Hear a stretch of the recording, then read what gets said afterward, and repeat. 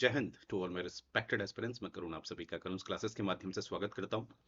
जैसा कि आप जानते हैं मैंने एक जूरिस्प्रूडेंस की जो सीरीज है वो शुरू करी है। जो भी मेरा एक 5 साल का जो अनुभव है पढ़ाने का, उसके द्वारा मैं आपको ये पढ़ाऊंगा और ये नोट्स आपके इंग्लिश में होंगे, परंतु जो मेरे हिंदी मीडियम के जो बालक बालिकाएं हैं वो बिल्कुल निश्चिंत रहे, क्योंकि जो भी मैं उच्चारण करूंगा वो हिंदी में ही करूंगा। राइट, तो आइए जरा पढ़ते हैं।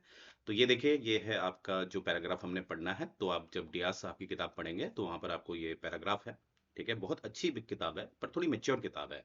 यानी कि आपका माइंड पहले बहुत मेच्योर होना चाहिए, तब जाके आप इन चीज़ों को समझ सकते हैं। तो डोंट वरी, बस आप मुझे सुनते रहिएगा और मैं कोशिश करूंगा कि एक रियल एग्जाम्पल से इसको जोड़ूं जिससे कि आपको चीजें समझ में आए। राइट, तो इस पे जो चर्चा की गई है, इसका जो एक थीम है वो है कि किस तरह से जो शब्द होते हैं उसमें तरलता रहती है। तरलता मतलब जैसा होता है ना, पानी होता है, उसको आप किसी भी आकार में डालेंगे तो वो उसी आकार का हो जाता है, यानी कि स्थिर नहीं है। वैसे ही हमारा शब्दों का जो अर्थ होता है वो स्थिर नहीं होता है। इवन मैं तो कहता हूँ उच्चारण भी स्थिर नहीं होता है। जैसे इंग्लिश का एक वर्ड है मिनट। मिनट का आप जैसे मैंने आपको उच्चारण किया मिनट, तो आपके मन में आया समय। ठीक है, 60 मिनट का 1 घंटा। वहीं पर इसको मैंने माइन्यूट कह दिया। माइन्यूट यानी कि टाइनी, छोटा।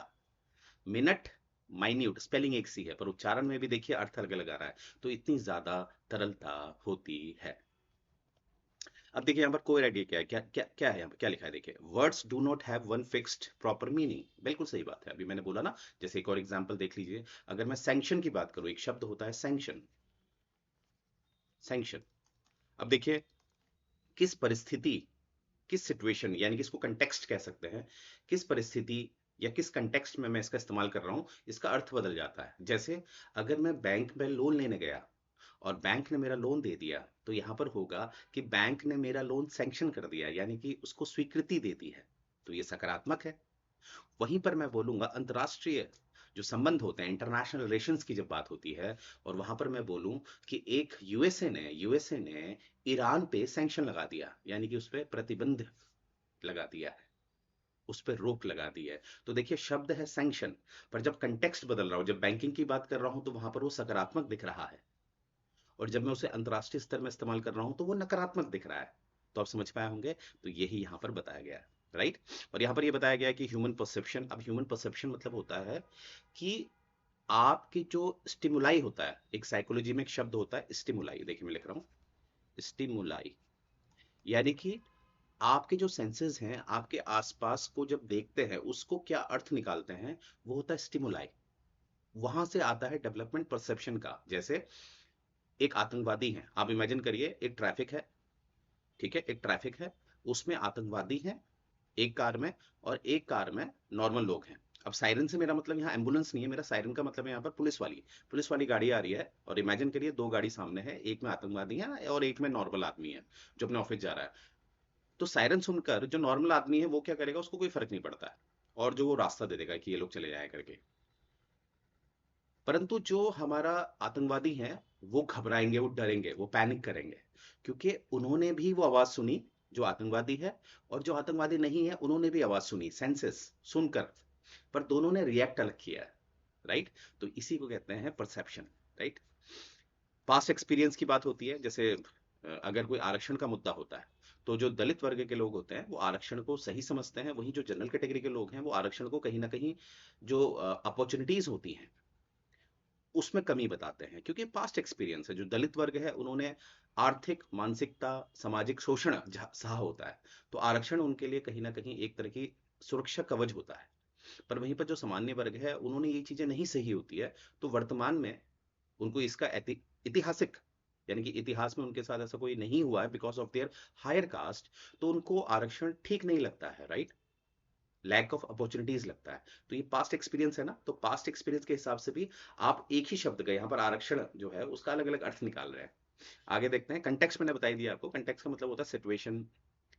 जैसे मैंने सैंक्शन वाली बात आपको बताई थी, ईरान ने, माफ कीजिएगा, यूएसए ने ईरान पे सैंक्शन लगा दिया, ये इंटरनेशनल लेवल पे बात हो गई है।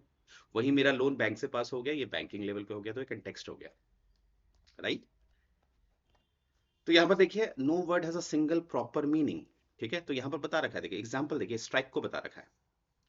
अब देखिए, अगर मैं क्रिकेट देखूं, क्रिकेट के कॉन्टेक्स्ट में देखूं, ठीक है, क्रिकेट के परिपेक्ष में देखूं, कंटेक्स्ट में देखूं, तो मुझे दिखता है क्रिकेट में स्ट्राइक मतलब होता है बॉल को हिट करना, स्ट्राइक करना, हिट करना। लेबर लॉ में क्या होता है, अगर लेबर लॉ के इस कंटेक्स्ट में देखा जाए तो स्ट्राइक का मतलब होता है कि काम को बंद कर दिया जाए, स्ट्राइक।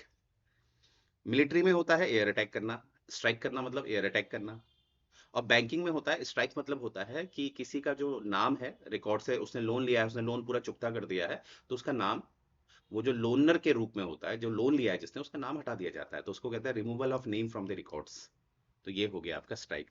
तो आप देखेंगे एक ही शब्द है स्ट्राइक, एक ही शब्द है स्ट्राइक, उसके अलग अलग कंटेक्स्ट में, अलग अलग डोमेन में, अलग अलग परिपेक्ष में अलग अलग अर्थ निकलते हैं, राइट। अब एक इसका एक्सप्लेनेशन आपको एक साइंटिफिक वे में भी मिलेगा, जिसे हम ऑटोपोइसिस कहते हैं। ऑटोपोइसिस में क्या होता है, यहाँ पर क्या होता है, ह्यूमन जो है, जो बाहर की दुनिया का सत्य है, बाहर की दुनिया का जो सत्य है, उसको अपने परसेप्शन के हिसाब से, अपने परसेप्शन के हिसाब से सत्य मानता है। अब इसका क्या मतलब हुआ, इसका मतलब हुआ कि मैंने अभी बताया थी आपको स्टिमुलाई वाली बात, यानी कि हमारे जो सेंसेस होते हैं, उससे हम चीजों को समझते हैं, वो हमारे स्टिमुलाई को एक्टिव करते हैं, हम कुछ देख रहे हैं और उससे हम रिएक्ट करते हैं। जैसे बच्चा होता है ना, छोटा छोटा बच्चा, आप उसके सामने कुछ हिलाते हैं तो वो खुश हो जाता है, आप उसके सामने चिल्लाते हैं तो रोता है वो, तो उसके स्टिमुलाई, वो रिएक्ट करता है ना। इनबिल्ट होता है हम मानव में, ये चीजें ह्यूमंस में इनबिल्ट होता है स्टिमुलाई।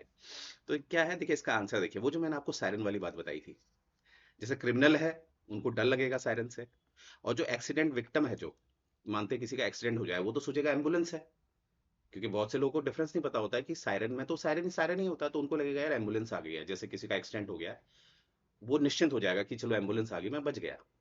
और वहीं पर जो बच्चा है, बच्चा पहली बार देखेगा, वो क्यूरियस हो जाएगा। तो देखो सायरन बज रहा है यहाँ पर, है ना, कुछ एक्टिविटी हो रही है, ध्वनि आ रही है, तो अलग अलग जो लोग हैं, अलग अलग, है ना, लोग हैं अलग अलग, उनका जो एक चरित्र है, उसके हिसाब से वो उसको, उसका अर्थ निकाल रहे हैं। इसी को परसेप्शन कहते हैं, परसेप्शन, ठीक है।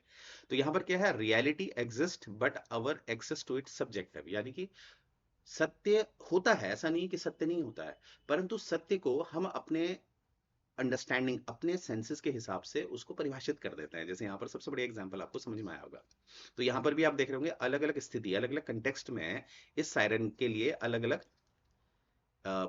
इमोशंस बाहर आ रहे हैं। किस, जिसका एक्सीडेंट हुआ है उसके लिए एम्बुलेंस बन गई है, तो उसको लग रहा है एम्बुलेंस आ रही है। जो क्रिमिनल है वो डर रहे हैं, उनको लग रहा है पुलिस आ गई है। और जो बच्चा है वो क्यूरियस हो रहा है ये क्या है, राइट, उसके लिए, क्योंकि नया अनुभव है। तो ये देखिए, हमारे सुनना, सबके कान होते हैं, सबकी नाक होती है, सबकी आंख होती है, देखिए हम सबके स्टिमुलस जो होते हैं वो सेम होते हैं, क्योंकि सेंसेस तो सबके बराबर है ना, सुनना, देखना एक सही तो है, परंतु उसकी मीनिंग अलग अलग निकालते हैं हम लोग, क्योंकि वो डिपेंड करता है परिस्थितियों में, कंटेक्स्ट में, एक्सपीरियंस में, राइट। अब ये मैंने बता दिया, meaning is shaped by personal experience, बिल्कुल पर्सनल एक्सपीरियंस, जैसे मैंने यहाँ पर आपको रिजर्वेशन का आधार दिया था, राइट।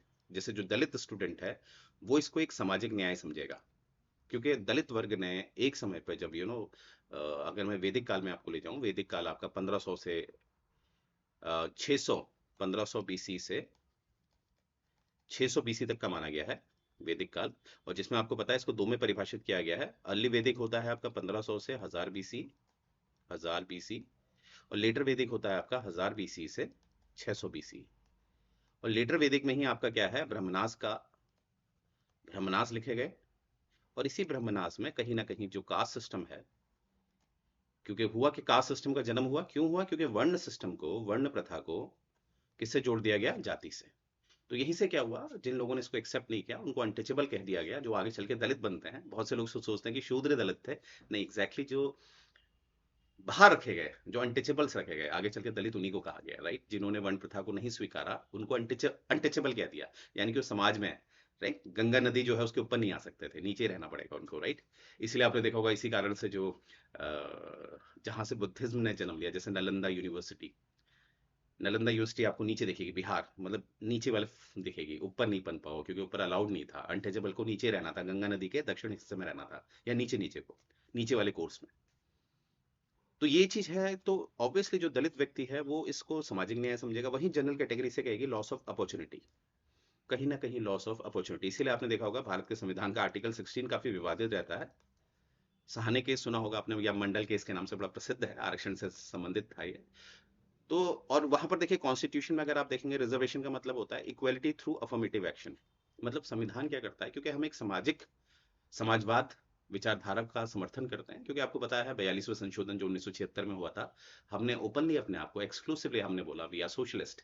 तो सोशलिस्ट विचारधारा क्या करती है, वो समाज में एक समानता की बात करती है, इगैलिटेरियन सोसाइटी बनाने की बात करती है। तो समानता क्या होती है, सबको एक सा पैसा दे देना नहीं होता है, सबको एक से रिसोर्सेज देना नहीं होता है, जिसके पास रिसोर्सेज कम है उसको ज्यादा देना, राइट, वो होता है एक समाजवादी विचारधारा। इसीलिए आरक्षण का प्रावधान रखा जाता है। तो संविधान में आरक्षण जो है, जो दिया जाता है, उसको एक समानता के रूप में देखा जाता है। तो क्या देखा हमने, दलित स्टूडेंट इसको एक सामाजिक न्याय देखता है, जो सामान्य वर्ग है वो इसको कहीं ना कहीं लॉस ऑफ अपॉर्चुनिटी देखता है, राइट। और कहीं ना कहीं जो संविधान है, संविधान के रूप में देखेंगे तो वहां पर आपको दिखेगा समानता की बात, कि लोगों को समानता मिले, क्योंकि हम एक समाजवादी विचारधारा का समर्थन करते हैं, राइट। तो ये आपने देख रखा सेम एक्ट। देखिए अब यहाँ पर भी क्या है, सेम एक्ट होगा। एक्ट जैसे मैं किसी के घर की बाउंड्री क्रॉस कर रहा हूँ, इमेजिन करिए मैं किसी के घर की बाउंड्री क्रॉस कर रहा हूँ, सेम एक्ट है, क्रॉस कर रहा हूँ, पर अलग अलग विधि, अलग अलग कानून उसे अलग अलग तरीके से परिभाषित करता है। देखिए अगर आईपीसी के हिसाब से देखेंगे क्रिमिनल ऑफेंस हो जाएगा, ये चोरी होगी, थेफ्ट। टॉर्ट के हिसाब से देखेंगे सिविल रॉन्ग्स जो होते हैं हमारे टॉर्ट्स, ये ट्रेसपास हो जाएगा। और प्रॉपर्टी लॉ के हिसाब से देखेंगे तो ये मैलिशियस डैमेज हो जाएगा, ठीक है। तो देखिए एक्ट सेम है, कि मैं किसी की प्रॉपर्टी में उसके बिना कंसेंट के घुस रहा हूँ। तो अलग अलग कंटेक्स्ट में, आईपीसी के कंटेक्स्ट में ये कुछ और हो जाता है, टॉर्ट में ये कुछ और हो जाता है, और प्रॉपर्टी में ये कुछ और हो जाता है, राइट। अच्छा मैंने अभी एक स्टेटमेंट दिया, टॉर्ट और सिविल रॉन्ग जो होते हैं वो एक होते हैं। देखिए किसी परिप्रेक्ष्य में वो एक होते हैं और किसी परिप्रेक्ष्य में वो अलग भी होते हैं, अब वो अलग मुद्दा है, ठीक है। आगे देखते हैं, एक्ट इज सेम। देखिए सेम एक्ट है ना, मैं अंदर घुस रहा था, but legal meaning changes with the context. वो कंटेक्स्ट क्या है, क्या हम उसे आईपीसी के आधार पर देख रहे हैं, क्या हम उसे टॉर्ट्स के हिसाब से देख रहे हैं, वगैरह वगैरह, ठीक है। तो एक्शन भी, जो एक प्रॉपर एक कॉमन एक्शन है, एक एक्शन भी अलग अलग परिभाषित हो जाता है, राइट। चलिए, meaning depends on functions not referent. अब इसका क्या मतलब हुआ, देखिए इसको एक एग्जांपल समझिए। जैसे मैं कह रहा हूं आपको कि India that is Bharat shall be union of state. तो यहां पर जो आपका India that is Bharat article 1 में लिखा है ना, इंडिया डेट इज भारत, तो यहां पर इंडिया को एक पॉलिटिकल एंटिटी समझा जा रहा है, राजनीतिक दृष्टिकोण से देखा जा रहा है, राइट। और वैसे ही मैं बोलूंगा, अगर मैं एक ज्योग्राफी के कंटेक्स्ट में इंडिया को डिफाइन करूं, तो ज्योग्राफी के कंटेक्स्ट में मैं इंडिया को कहूंगा 32,87,263 स्क्वायर किलोमीटर फैला हुआ है। यहाँ पर लैंड आ गया, ठीक है, यहाँ पर डेमोग्राफी आ गई, किस तरह के लोग यहाँ रहते हैं, ये ज्योग्राफी के कंटेक्स्ट में हो गया। पर पॉलिटी के कंटेक्स्ट में इंडिया क्या हो गया, एक पॉलिटिकल एंटिटी हो गया। एंटिटी मतलब होता है एक संस्थान, समझ लीजिए आप, राइट। तो आप समझ गए होंगे, जैसे यहाँ पर एग्जाम्पल भी दिख रहा है, England expects every man to do his duty. वो तो भारत भी करता है, राइट। तो इंग्लैंड यहाँ पर क्या हो गया, इंग्लैंड का भी यहाँ पर इस लाइन में, इस कंटेक्स्ट में, इंग्लैंड का मतलब ये नहीं है लैंड मास पॉपुलेशन गवर्नमेंट, यहाँ पर वो एक मॉरल फंक्शन की बात कर रहा है।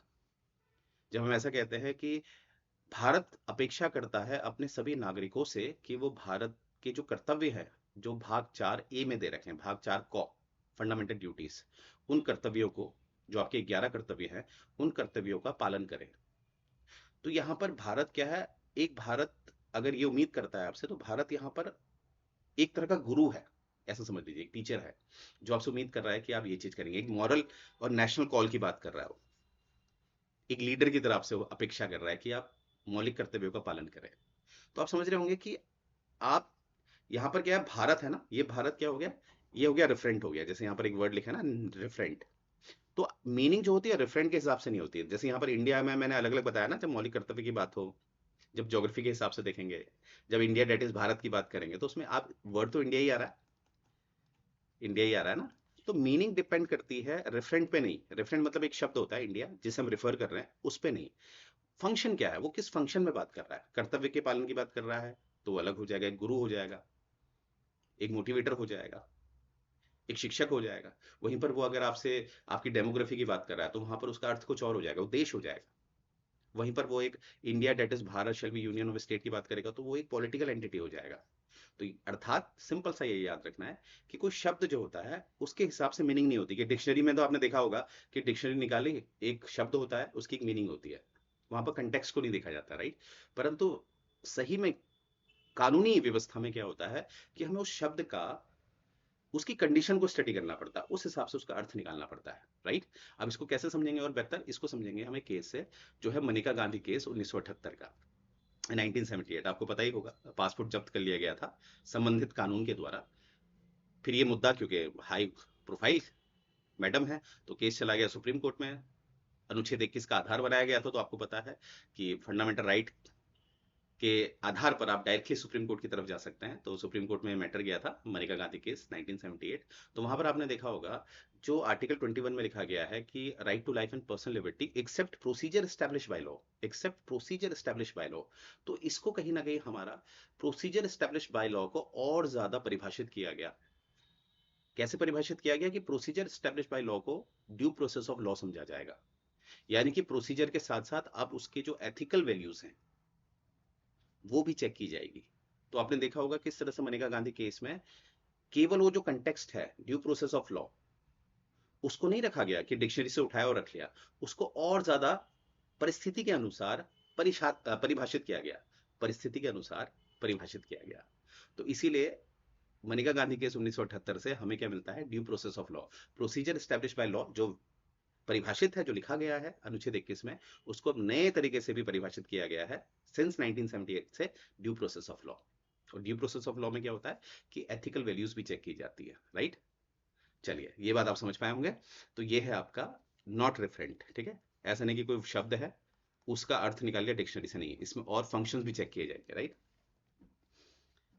अब जैसे एक एग्जांपल और दे रखा है आपको, दिया साहब ने, जैसे एक होता है ना context create meanings, I am here, जैसे क्या मतलब इसका, सिंपल सी बात है, देखिए एक एग्जांपल से समझते हैं। हस्बैंड घर आता है, अपनी वाइफ से कहता है वेयर आर यू, तो वाइफ कहती है आई एम हियर, मैं यहाँ हूँ।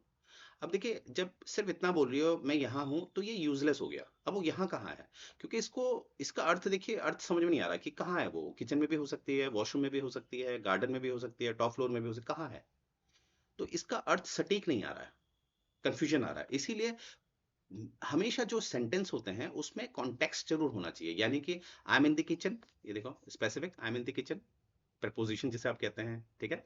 उस तरह से पोजीशन बता देना, I am in the kitchen, I am in the I am upstairs, I am near by, don't worry. तो ये देखा आपने कि एक आंसर दिया आई एम हियर, उसके अलग अलग अर्थ निकल आ रहे हैं।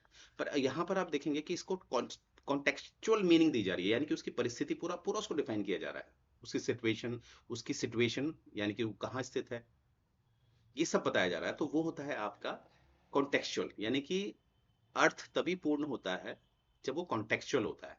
केवल ये कह देना वो जस्टिफाइड नहीं होता है, ठीक है। तो ये चीज यहाँ पर बताया गया है, क्योंकि कंटेक्स्ट क्या करता है, वो मीनिंग देता है, वो अर्थ देता है। यहाँ पर देखिए कंटेक्स्ट बताया ना, किचन में हूँ, अप स्टेयर्स पे हूँ, तो कंटेक्स्ट बताया जा रहा है। तो लॉ में, जूरिस्प्रूडेंस में आप इसलिए पढ़ रहे हैं क्योंकि जूरिस्प्रूडेंस में ऐसा नहीं होता, लॉ में ऐसा नहीं होता कि भैया उस शब्द का क्या अर्थ है, डिक्शनरी खोली जज साहब ने और फैसला सुना दिया, ये तो गलत हो जाएगा। वो सारी चीजें ऑब्जर्व करनी पड़ती है, सारी की सारी चीजें ऑब्जर्व करनी पड़ती है कि परिस्थिति क्या है, क्या कंटेक्स्ट है। अब कंटेक्स्ट में ये भी आ सकता है कि कैसा देश है, कोई देश ऐसा है जो पंथ निरपेक्ष है, हम लोग पंथ निरपेक्ष हैं, धर्म निरपेक्ष नहीं है। याद रखिएगा ये बात। अगर आप चाहते हैं कि धर्म निरपेक्ष और पंथ निरपेक्ष में क्या डिफरेंस होता है तो आप कमेंट सेक्शन में जरूर डालिएगा, मैं पक्का वीडियो बनाऊंगा, ठीक है। अब कोई ऐसा देश है जहां पर धर्म निरपेक्ष चल रहा है तो वहां अलग कानून होगा, उस एक ही शब्द को अलग तरीके से परिभाषित किया जाएगा, क्योंकि वो देश धर्म निरपेक्ष है। पर भारत क्या है, पंथ निरपेक्ष है। तो उसी शब्द को भारत में पंथ निरपेक्ष के हिसाब से परिभाषित किया जाएगा। और वही यूएसए, यूएसए में ज्यादा कैपिटलिस्ट सोसाइटी है, तो वहां पर अलग अर्थ आएगा किसी चीज का। और भारत में सोशलिस्ट है तो उसी शब्द का अर्थ अलग होगा। तो कंटेक्स्ट देखा जाता है, परिस्थिति देखी जाती है, राइट। अब देखिए इंडिया के हिसाब से देखेंगे, इंडियन कॉन्स्टिट्यूशनल के हिसाब से देखते हैं। जैसे एक वर्ड आता है रीजनेबल, आप देखिएगा जब आप अपनी बेरेट से पढ़ेंगे अपने संविधान को, तो 19 क्लॉज 2 से 19 6 आपको पता है ये हमारे जो लिबर्टी है, लिबर्टी हमारी कहाँ परिभाषित है, आर्टिकल 19 1A से लेकर जी तक परिभाषित है, जी तक, ठीक है। तो ये फिर इन सबके अपवाद है, अपवाद होता है ना, एक्सेप्शन, तभी हम कहते हैं fundamental rights are not absolute, पूरी तरह से एब्सोल्यूट नहीं होते, कंडीशन बेस्ड होते हैं। अपवाद मतलब राज्य उसमें हस्तक्षेप करता है। जैसे आप कुछ भी बोल सकते हैं, 19 1A क्या कहता है, right to speech and expression. तो मुझे कुछ भी बोलने का, मैं आपको पढ़ा रहा हूँ, अपनी जो अंडरस्टैंडिंग है वो आपके समक्ष ला रहा हूँ, ये अधिकार मुझे कौन दे रहा है, article 19 clause 1 sub clause A. परंतु मैं गाली थोड़ा दे सकता हूँ, है ना, मैं कोई अशब्द थोड़ी ना बोल सकता हूँ। तो इसका अपवाद का है 19 क्लॉज 2 में, जिससे कि नैतिकता बरकरार रहे। तो यहाँ पर क्या है, ये सब आपका एक्सेप्शन है जहां पर राज्य हस्तक्षेप करता है। तो देखिए क्या है, यहाँ पर एक शब्द है रीजनेबल, रीजनेबल शब्द आएगा और संविधान में इसको कहीं परिभाषित नहीं किया गया है, कहीं परिभाषित, और जानबूझकर किया जाता है। क्योंकि अभी मैंने बताया ना, पहले जब हम नए नए पढ़ते थे तो मैं सोचता था संविधान सभा ने ये शब्द क्यों नहीं समझाया। कुछ शब्द नहीं समझाने होते हैं, क्योंकि शब्दों का अर्थ जो होता है वो लिक्विडिटी में होता है, यानी कि उसकी तरलता होनी चाहिए। कंटेक्स्ट के हिसाब से शब्दों का अर्थ बदलना चाहिए, तभी वो न्याय होगा। अगर शब्दों का अर्थ स्थिर हो जाएगा, यानी कि डिक्शनरी से निकाल निकाल के न्याय किया जाएगा, वो कभी न्याय नहीं होगा। Got it? ये बात याद रखिएगा। तो ये जो हमारे संविधान में है, इसको कहीं पर भी परिभाषित नहीं किया गया है। क्यों नहीं किया गया है? क्योंकि जो भी यहाँ पर न्याय देगा, जैसे हमारी जुडिशियल सिस्टम है, जो हमारे जस्टिस साहब हैं, जो जज साहब है, वो डिपेंड करता है, कंटेक्स्ट देखते हैं कि सोशल कंडीशन क्या है, सामाजिक स्थिति क्या है, फिर उसमें जुडिशियल इंटरप्रिटेशन, उसकी व्याख्या कैसे हो सकती है, और वहां पर केस क्या है, केस देखना पड़ेगा ना। आप समझ लीजिए एक बात ऐसी है, जैसे इसको एक हाइपोथेटिकल वे में समझिएगा, ठीक है? जैसे बीएनएस में रेप परिभाषित है 63 में, और 64 में उसकी पनिशमेंट है, आपको पता ही है। अब देखिए, इमेजिन करिए कोई 23 साल की बालिका है, उसका 27 साल के लड़के ने रेप कर दिया, ठीक है? परंतु हमें दिख रहा है कि अब रेप में तो सजा है, 20 साल की सजा मिलनी है, परंतु अब ये बालिका जो है ये अकेली है, इसकी एक बूढ़ी माँ है जिसको कैंसर है। अब लड़का उतने में कह रहा है कि मैं इससे शादी करने को तैयार, मैं शादी में पूरी जिम्मेदारी निभाने को तैयार हूँ, इस तरह से। तो देखिए यहाँ पर फिर ये ऐसा नहीं है कि जो हमारे जज साहब हैं वो परिस्थिति भी देखेंगे ना। क्योंकि लड़की का न्याय क्या हुआ कि चलो लड़के को 20 साल की सजा दे दो या फांसी दे दो, टेक एन एग्जाम्पल, बहुत हीनियस क्राइम हो गया है, क्योंकि रेप में डेथ पेनल्टी भी है, तो उससे फायदा क्या हुआ? तो ये चीजों को समझना पड़ता है, क्योंकि उसमें सब देखना पड़ता है, सोशल कंडीशन देखनी पड़ती है। तो इस तरह से न्याय होता है। न्याय कभी भी कट्टरता से नहीं होता है, न्याय हमेशा फ्लेक्सिबिलिटी से होता है, ये बात याद रखिएगा। तो जैसे इंटरनेट शटडाउन में भी रीजनेबल इन राइट्स, जब कहीं पर दंगे हो जाते हैं तो आपने देखा होगा, केंद्र सरकार के पास ये शक्ति होती है कि वो इंटरनेट की कनेक्टिविटी कम कर देती है। तो बिल्कुल सही है, ठीक है। बट कहीं ना कहीं ये इज अनरीजनेबल हो जाएगा कि जो प्रोटेस्ट हो रही है वो शांतिपूर्ण हो रही है, कहीं पर कोई दंगे नहीं हो रहे, लोग प्रोटेस्ट कर रहे हैं, फिर भी सरकार क्या कर रही है, उस इंटरनेट को बंद कर देती है, तो वहां पर क्या हो जाएगा, इन अनरीजनेबल हो जाएगा। अब इसको आप मतलब इसको ऐसे समझिएगा, आप कहेंगे सर यहाँ पर तो रीजनेबल है और यहाँ पर अनरीजनेबल है। यहाँ पर ये शब्द को अनरीजनेबल बता रहे हो, क्योंकि प्रोटेस्ट हो रहा है और वो शांतिपूर्ण हो रहा है, और सरकार ने फिर भी नेट बंद कर दिया, और सरकार कह रही है कि इस समय नेट बंद करना रीजनेबल होगा।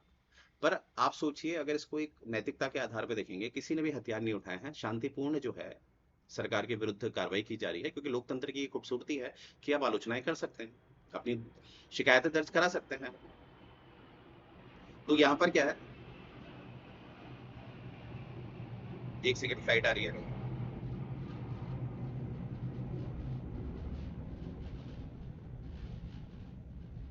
एक्चुअली मेरे घर में एयर, मतलब बगल में एयरपोर्ट है, इसलिए प्रॉब्लम हो रही है, चलो कोई नहीं। तो मैंने क्या बोला, यहाँ पर देखिए सरकार ने इंटरनेट बंद किया है, शांतिपूर्ण क्या हो रहा है, आंदोलन हो रहा है, पर सरकार ने इसको बंद कर दिया। और क्योंकि हमारा रीजनेबल शब्द लिखा है ना, रीजनेबल का रीजनेबल होना चाहिए और बंद कर देंगे, पर यहाँ पर तो कोई विवाद हो ही नहीं रहा था, तो इसको अनरीजनेबल हो गया। यही रीजनेबल क्या हो गया, ऐसी परिस्थिति में जब शांतिपूर्ण आंदोलन किए जा रहे हैं, तो ये क्या हो जाता है, वो रीजनेबल क्या हो जाता है, अनरीजनेबल।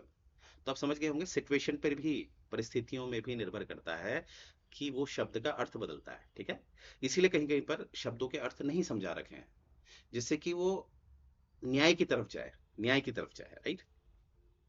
अब देखिए ये क्यों है, अभी हमने देखा कि जो शब्द है, जो अगर मैं से कंसोलिडेट करूं तो मुझे क्या समझ में आ रहा है, कि शब्दों का जो अर्थ है वो कहीं ना कहीं अलग अलग आता है, और वो अच्छी बात भी है।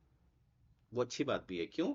क्योंकि वो डिपेंड करता है कंटेक्स्ट में। अब लॉ में देखिए, जजेस क्या करते हैं, इंटरप्रीट करते हैं वर्ड कंटेक्चुअली। जैसे मैंने आर्टिकल 21 को बताया था, जो मनिका गांधी केस था, जहां पर लिखा गया है प्रोसीजर स्टैब्लिश बाय लॉ, लिखा है ना, मनिका गांधी केस 1978, मैंने बताया था आपको। तो वहां पर इसी प्रोसीजर स्टैब्लिश बाय लॉ को किस तरह से इंटरप्रेट किया गया, due process of law, due process of law.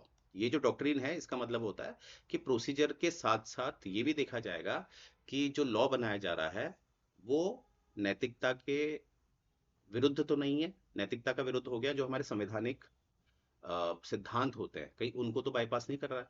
तो इसीलिए ड्यू प्रोसेस ऑफ लॉ में क्या होता है, प्रोसीजर एस्टेब्लिश बाय लॉ के साथ नैतिकता भी देखी जाती है, कि वो हमारे मूल सिद्धांतों के विरुद्ध तो नहीं जा रहा है।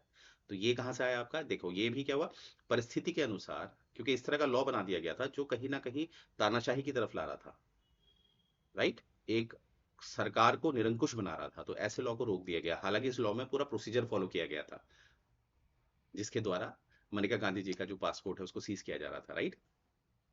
तो ये लॉ में ये ध्यान देना पड़ता है। इन polity, terms like public order, morality, sovereignty have flexible meaning. आपको पता ही है पब्लिक ऑर्डर का अलग अलग अर्थ होता है। डिस्ट्रिक्ट मजिस्ट्रेट है, उनके लिए पब्लिक ऑर्डर अलग है।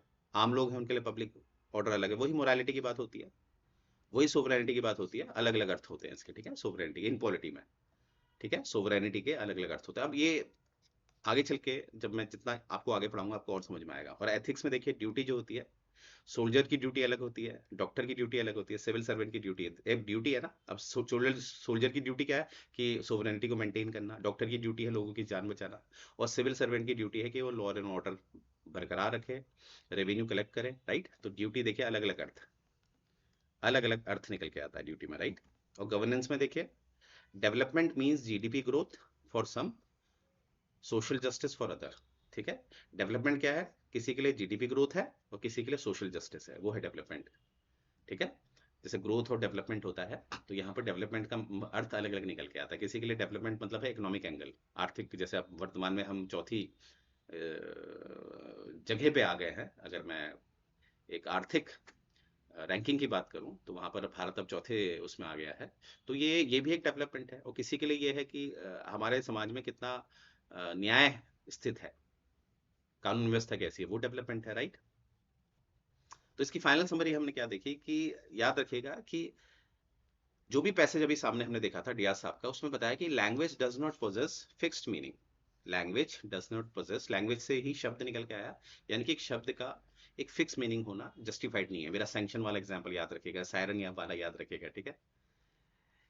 इसकी जो परिभाषा होती है, शब्द की जो एक शब्द का कोई अर्थ होता है, वो ह्यूमन परसेप्शन से निकलता है। जैसे मैंने स्टिमुलाई बताया था, स्टिमुलाई होता है ना जिससे हम रिएक्ट करते हैं, तो अलग अलग परसेप्शन होता है। इसीलिए शब्दों का जो अर्थ होता है वो एक सब्जेक्टिव मैटर होता है। लोग अपने अनुसार इसको परिभाषित करते हैं। चोर होगा वो सायरन को देख के डरेगा, और जो घायल है वो सायरन को देख के उम्मीद जगाएगा, और जो बच्चा है वो सायरन को देख के एक्साइटेड हो जाएगा।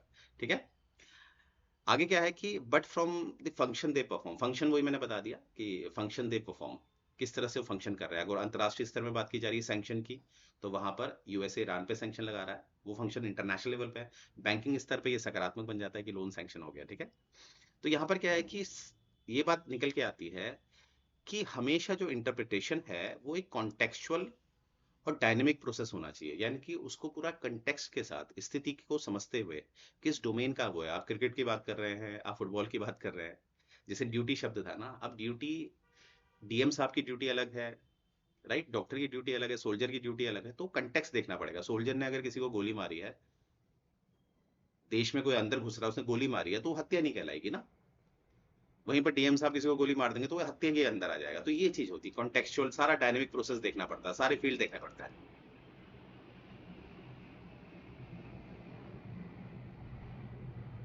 तो मुझे उम्मीद है ये सेशन आपको समझ में आया पर। तो जितना आप जूरिस्प्रूडेंस को अच्छी तरह समझेंगे, उतना मुझे लगता है कि आप कानून को समझ पाते हैं। तब आपके अंदर ये डेवलप हो जाता है कि कानून की जो व्याख्या होती है वो एक डायनेमिक कॉन्सेप्ट, माफ कीजिएगा, डायनेमिक कॉन्सेप्ट होता है, डायनेमिक, स्टैटिक नहीं होता है, राइट। इसीलिए हम हाई कोर्ट और सुप्रीम कोर्ट में जज साहब को जज नहीं कहते हैं, जस्टिस कहते हैं, न्यायमूर्ति कहते हैं। ठीक है, इतनी शक्ति देते हैं क्योंकि वो तजुर्बा, वो समझ चाहिए होती है।